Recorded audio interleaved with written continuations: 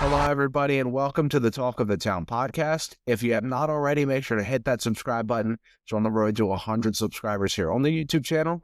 If you love special segments, sports news, sports betting, updated rankings every single week, daily uploads, my reactions, anything at all in the sports world, it's all right here on the Talk of the Town podcast. So I promise you, your subscription will be well worth it. And speaking of special segments, we have Why Not Wednesday here on the podcast today, where I go and answer any questions you guys have for me right here on the podcast. If you want any of your questions answered on the podcast every single Wednesday, make sure to fire in those DMs to @talkofthetown_pod, whether or not it's on TikTok, Instagram, even in my YouTube comments right here. You can leave them underneath and I will answer them next Wednesday or any Wednesday, whenever you guys decide to do it. But let's get in to the first question of today's video right here on TikTok. This guy said, the Bears won and Caleb Williams did great, in all caps, by the way.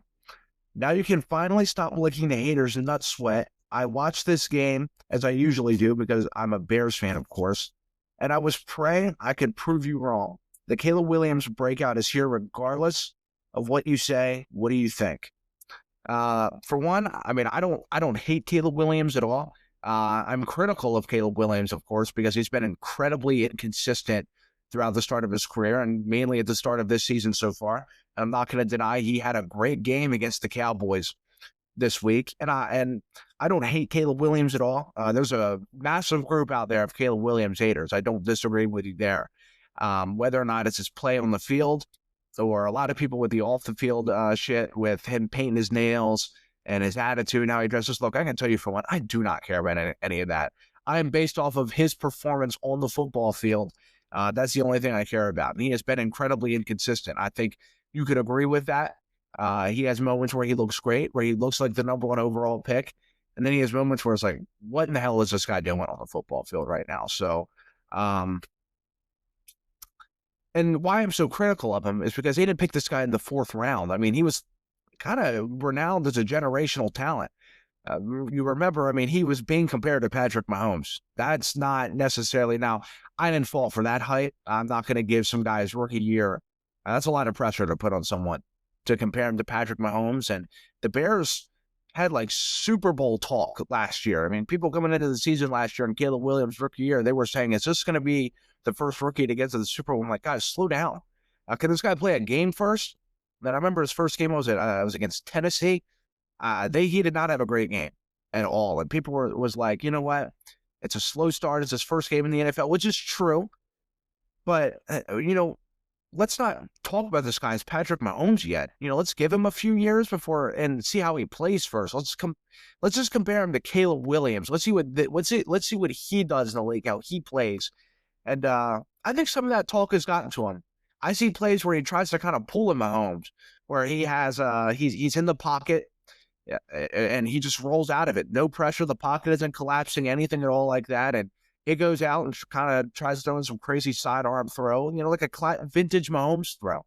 Not necessarily vintage. He still does it, but you get what I'm saying. And I feel for him. I do. I feel for him a little bit because that talk is not easy to deal with, especially when you have the city of Chicago, who's never even had a 4,000-yard passer, who has been begging to have a quarterback of some sort of high caliber. And Caleb Williams is like the first thing they've had in a long time to even resemble that at all. Whether or not it's flashes every now and then or whatever, the hype coming in resembled that he was going to be that. And I'm not saying that he isn't going to be now. Sunday, he had a great game against the Cowboys. You mentioned how it was his breakout game. I'd like to see a little more before I really announce announce Caleb or pronounce Caleb Williams being a good quarterback. He's just been incredibly inconsistent. And that's the thing, is like, he'll show you stretches of being really good. And then he'll just kind of be like, what is this guy doing right now?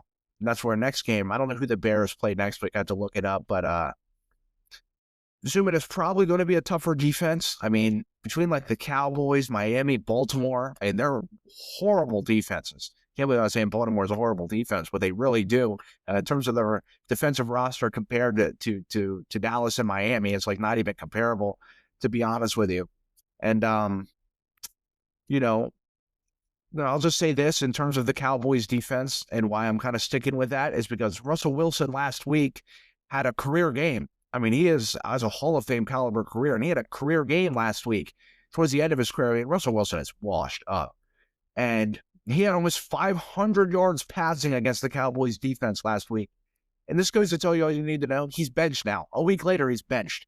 He had a horrible game. They put up 6 points against the Chiefs, which the Chiefs defense is better, but Russell Wilson didn't even look like he had any business of being an NFL quarterback in that game. Then even the previous week against the Commanders, which the Commanders defense is pretty good, but it's not some renowned, great defense. Like, it's a good defense. And I mean, he went out there against the Cowboys, and like I said, I mentioned he almost threw for 500 yards against the Cowboys. So that defense is not great. It makes even the washed up old quarterbacks who literally gets benched a week later look great. So I definitely like to see Caleb Williams perform a little longer, but that is a great sign because if he would have went out there and stunk it up against the Cowboys, that would have been brutal. I mean, the talk about Caleb Williams was already pretty harsh coming in. It would have been 100 times worse. I think they would have legitimately talked about benching him in a few weeks if he would have went out there and performed like that against the Cowboys.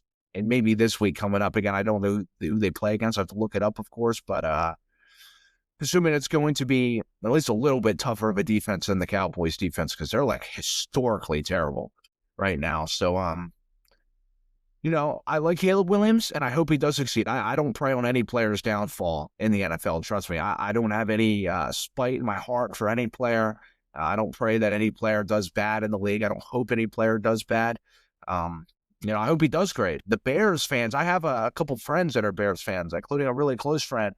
And trust me, they're waiting for a great quarterback, and I feel bad for him because the only real quarterback they've ever had was Mitch Trubisky for a few seasons who took him to the playoffs. He played okay.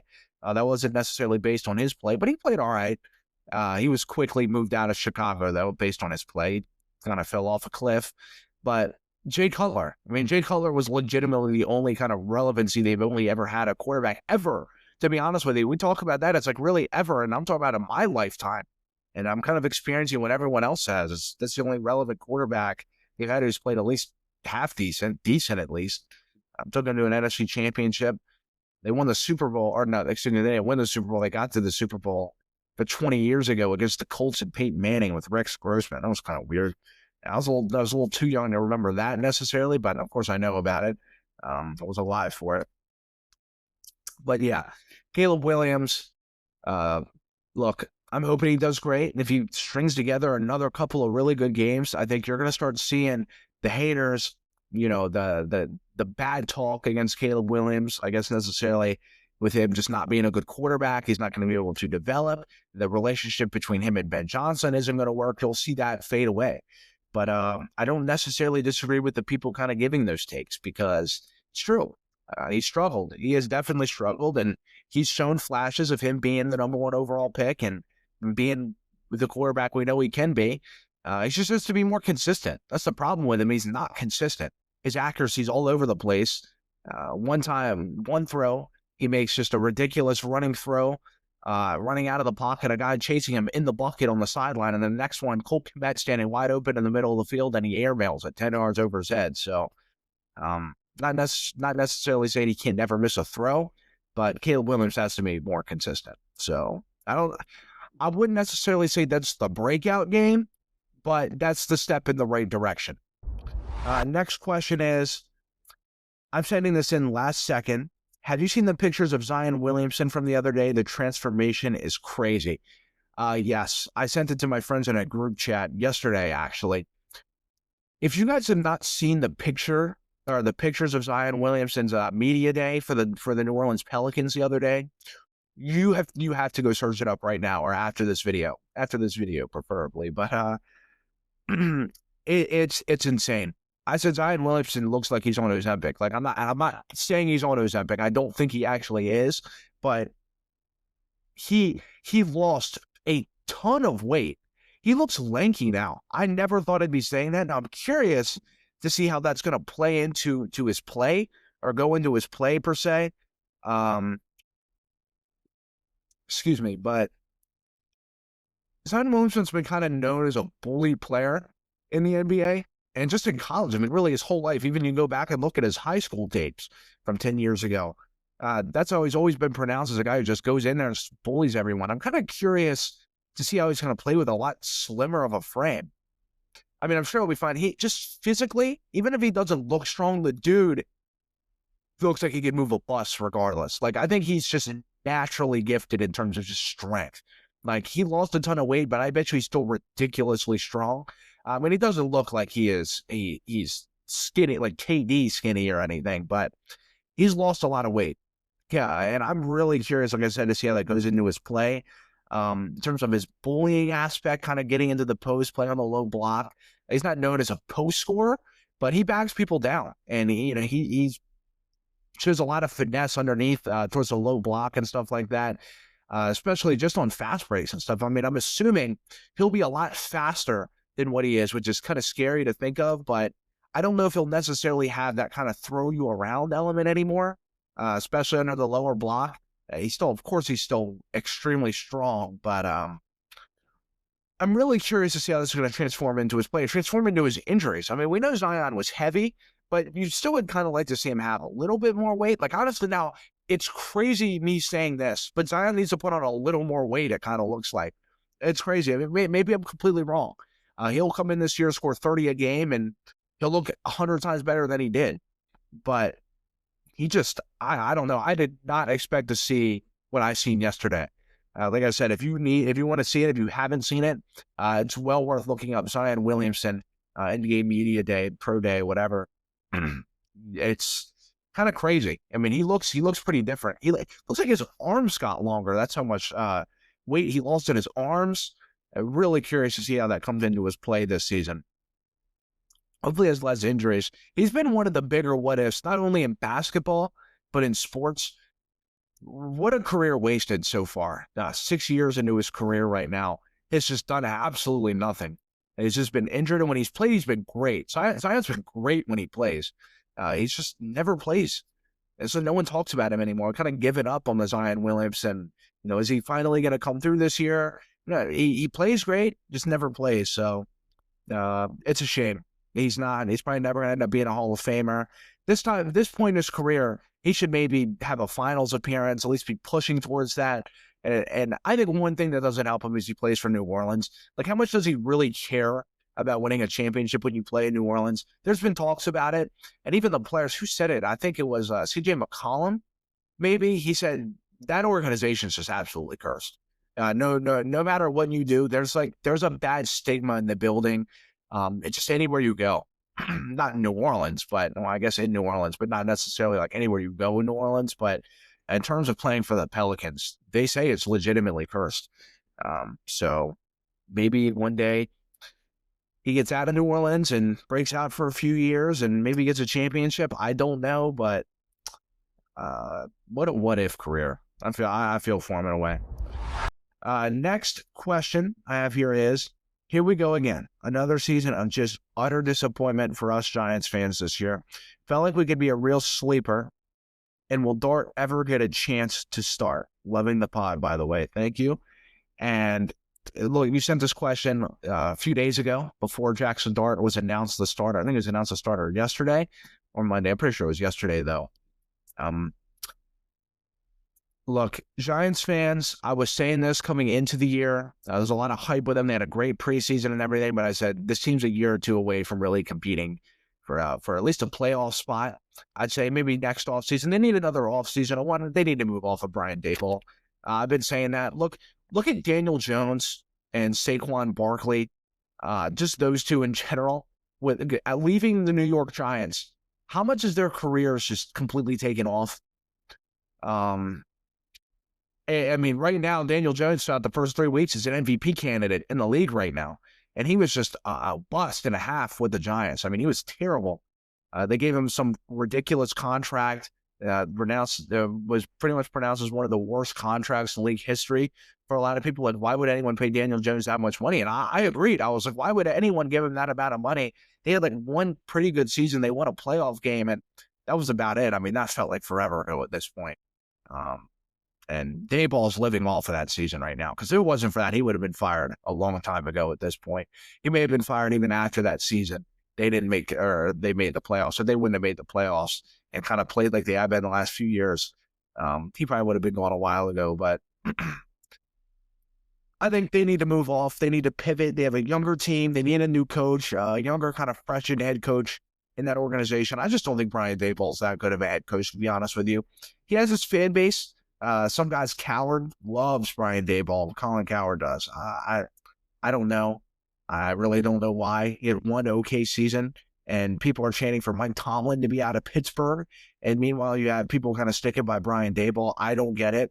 After one, like, I think it was like he won 9-7-1. I think they tied. They won like 10-6-1 or something like that. It was a weird record. Maybe they didn't tie, but I remember them having a tie in that season. And the things for Giants fans, as I mentioned, you have Abdul Carter in this rookie year. You have to give him some time to develop. Jackson Dart, look, he's starting now, but he's not going to blow any team out of the water. He's going to have to develop in this league. Like he looked pretty good in the preseason, but he's not out there playing against these starters. He's not out there playing against the Philadelphia Eagles defense, who he's going to have to see twice a year. Even the Commanders defense, which is good, and just anywhere else, really. I mean, he didn't play against a legitimate starting defense.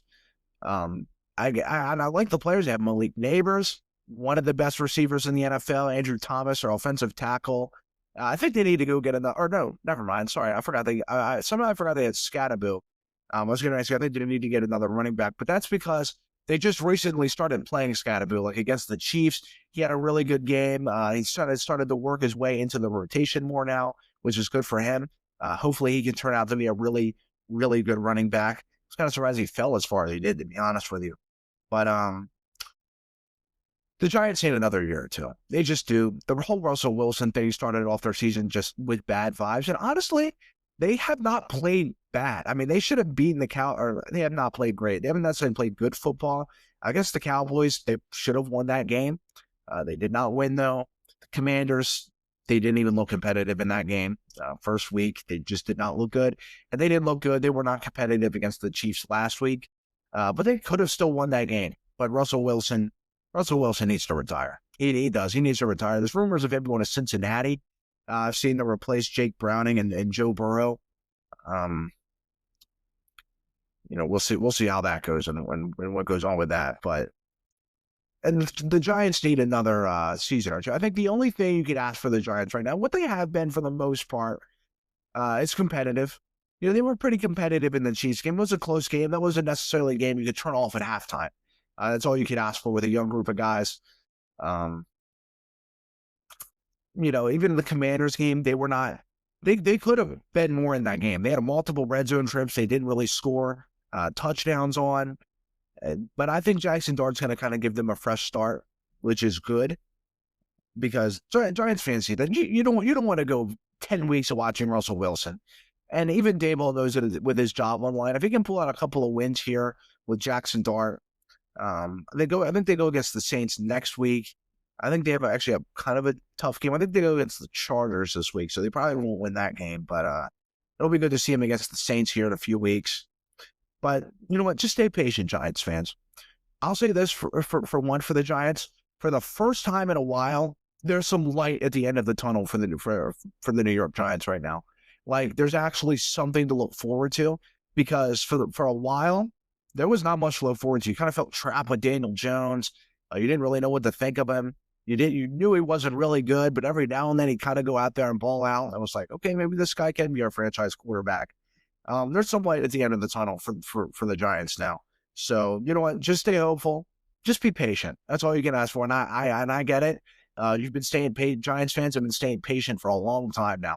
It's hard to stay patient when you've been waiting to really be competitive for a while. I mean, and ever since the Eli Super Bowl they won back in 2011, I mean, they haven't really done anything, to be honest with you. As I mentioned, they won that playoff game a few years ago. But even then, did anyone really think that the Giants were going to win the Super Bowl? Not really, to be honest with you. Kind of felt like a miracle they won that playoff game. I'm not taking anything away from them. They played good. They won that game. But going on and seeing Saquon flourish and win a Super Bowl the next year after he leaves, and Daniel Jones right now flourishing with the Colts. They're 3-0. and he's looking like an MVP candidate through 3 weeks is not really a good feeling for Giants fans. I get it, but just be patient. You guys, there's some light at the end of the tunnel. Just young players developing. Jackson Dart's now finally starting. So yeah, just be patient, Giants fans. Give it another offseason or two.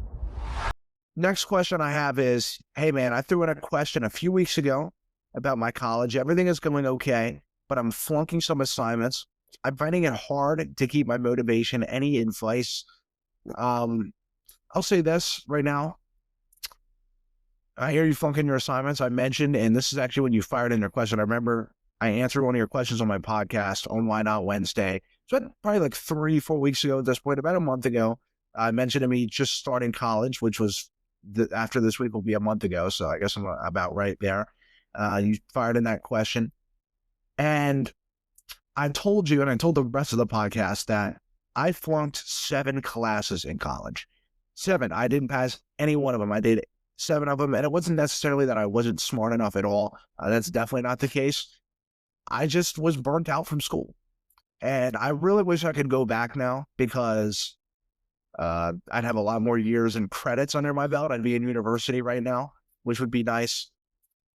But I went back this year, and I'm going to give you just a little piece of advice. It kind of sounds silly, but you're not going to get motivation to do your assignments unless you are ridiculously passionate about your degree, which is kind of, I mean, of course you want to be passionate towards your degree, but it can be hard. It's hard to get up and want to do schoolwork sometimes and go to school, no matter how passionate you are about it. It sounds like right now you're kind of struggling getting that motivation. Maybe you don't really like your degree. One of the things I give anyone who maybe is starting college or going to start soon, depending on wherever you're at in life, take time and really find out which degree you want to do. Like, if you do not, I don't really suggest maybe taking a gap year, because I took a gap year and it turned into a gap like 2 or 3 years, and you kind of makes it hard to go back. So I don't really suggest doing a gap year, because I know people do a gap year as well, and it turned into what I did. It turned into a gap like 2 years. It was like 2.5 years. It wasn't quite 3 years, but it was 2 years. And you all of a sudden you kind of find excuses to not go back. So I don't really suggest that. Now, everyone's different. If you really think you just want to take a semester off and figure out what you want to do, and you're going to go back in the spring to start your first semester, then do that. That's perfectly fine if you know you're going to do it. But I don't necessarily suggest the gap year, because, as I mentioned, it turns into like 2 or 3 gap years, and all of a sudden you're like, holy shit, where'd the time go? But you're not going to find motivation to do your assignments. You just have to blatantly get up and do it. Again, I'm running a podcast here full time. I have class in a few hours. I have to get up, I have to edit. I have class at 2:00 p.m. today, and I have class at 8 a.m. tomorrow, 4 days a week. And I have a ton of assignments to do. I'm taking a law class on top of just an intro to business class as well, which is pretty easy. My professor is actually pretty good with that class. He doesn't assign a lot, so that kind of makes it easier. But my law class teacher assigns a lot of assignments, and I have a lot to do. I have like 4 other assignments due this week, due in like 2 days. So after I get done this, I got to hop on, do that. And I do assignments till like 6 o'clock. I wake up at 8 and just get it done. I'm going to tell you something. It's hard. But if you're only doing college right now, I wish I could only tell you how much of a luxury that is. Because once you get into working, and you probably work and do college. A lot of people do that. It's tough, man. College is not easy. It is not an easy thing. It can be debilitating to want to get up and do your schoolwork sometimes. A lot of people end up kind of dropping out of college and just not doing it anymore. It's not something that's just kind of easy to go in there and do. And it's not necessarily that the assignments aren't easy. It's kind of just like do it and turn it in, but they can be lengthy, and it can be hard to be motivated to get up and do it. So, trust me, I understand, but my advice, man, is get up, just do it. Just get it out of the way, because every assignment you do, you don't have to go back and do it later on in the year, and you also don't waste a ton of money paying for classes as well. So the benefit of doing the assignment blatantly outweighs the cons there, man. I mean, there is a lot more benefit to doing it, obviously, than not doing it, because if you end up actually getting the motivation to do it, then you have to catch up with like 6 assignments, and they're all pretty lengthy. So if you just get it done, you just get it done. And anyone who's out there getting started, man, you got it. I mean, I'll tell you something, man, you got this. Just get up and do it. That's really, honestly, it sounds simple, but that's really just, it is what it is, because if you don't do it, no matter what you do, it's never going to get done. So you got it.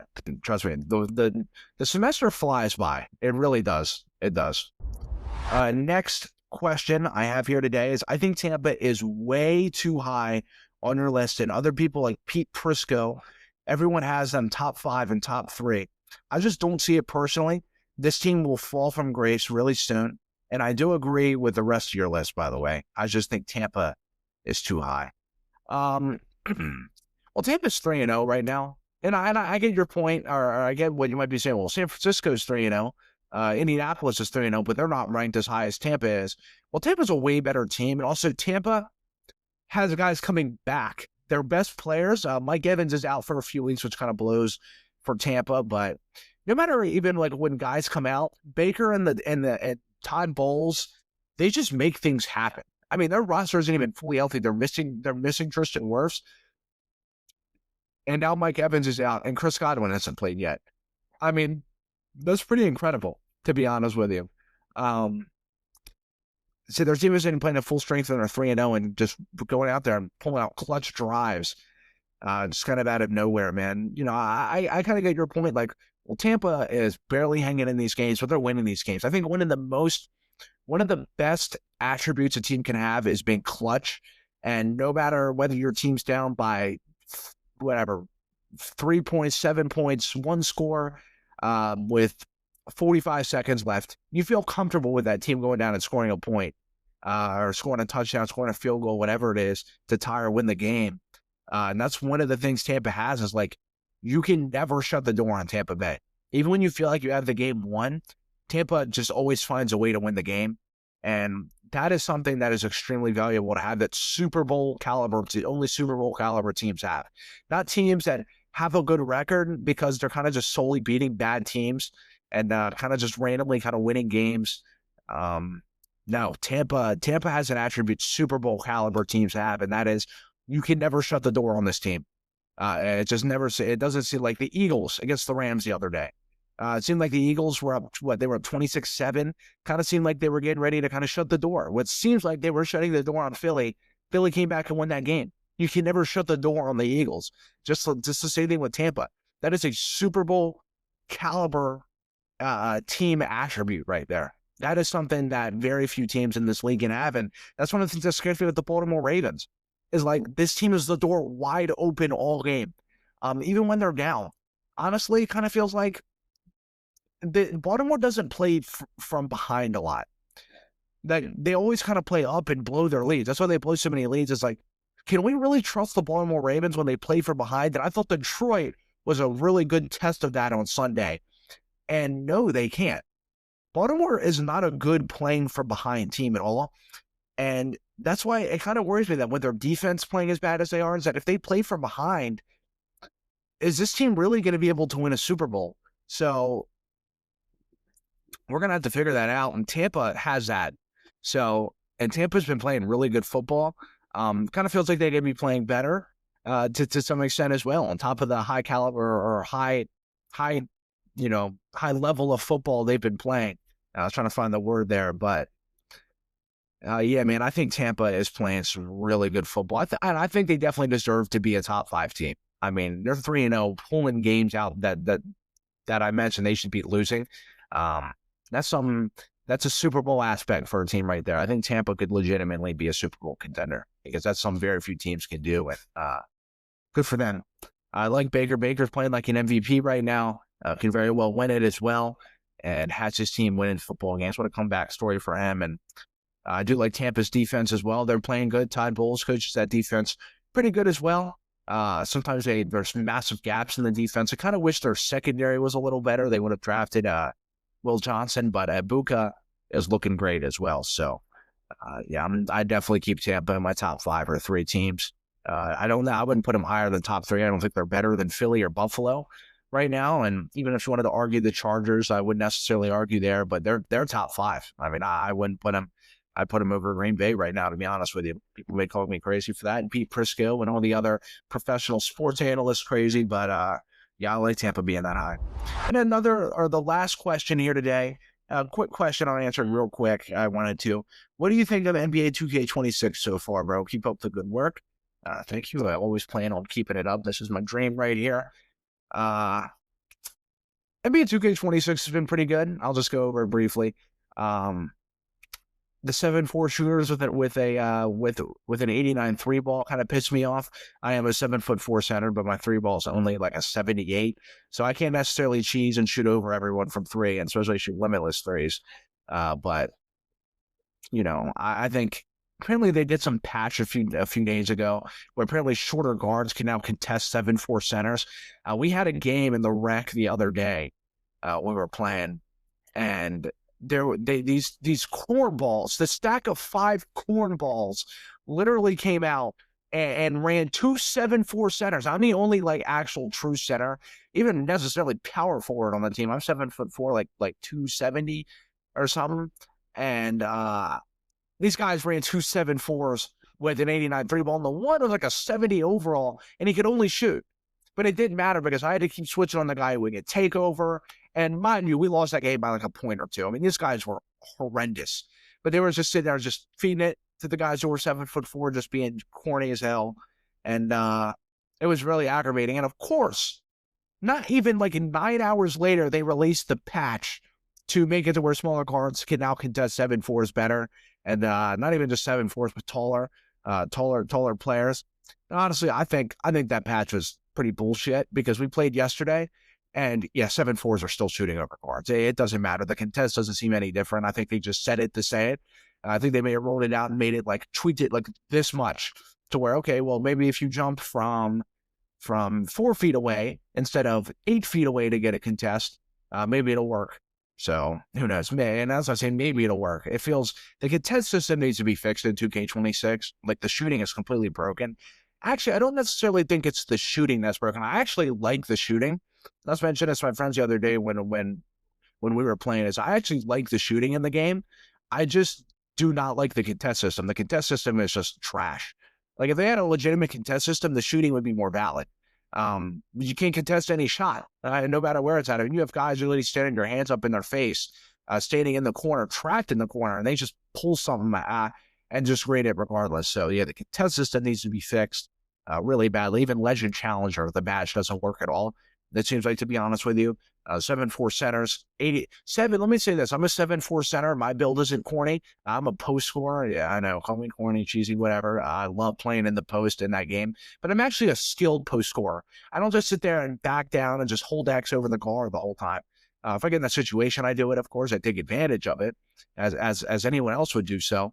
But I pull post hop shots. I'll pull out all the post moves out of the bag. I'm actually like a skilled post scorer. People would be like, "There's such thing," but I should know what I'm doing in the post in terms of getting open in the post and stuff like that.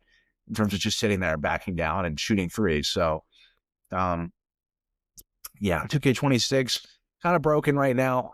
All they have to really do is fix the contest system and the tempo shooting. I don't even know how they mention that.